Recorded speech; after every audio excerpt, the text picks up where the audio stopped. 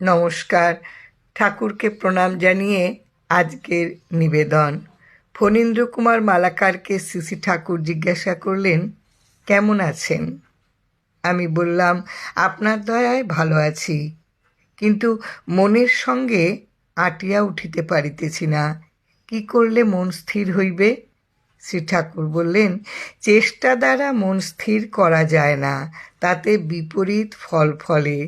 মন যেদিকে যাওয়ার যাওক, সেই দিকে লক্ষ্য না কইরা নাম শুইনা যাইতে হয়। নাম শুনতে মনের প্রয়োজন হয় না, মন থাকলে নাম শোনা যায় না।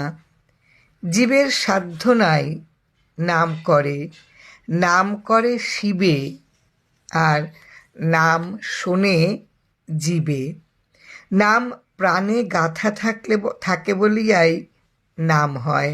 সেই হেতু নাম প্রাণের প্রাণ, মহাপ্রাণ। এই নাম শুনবার জন্য ক্রমে ক্রমে ধীরের আশ্রয়ে যাইতে অভ্যাস করতে হয়, তবে নাম শোনা যায়। নাম শুনতে শুনতে মন থাকে না, মন মইরা যায়।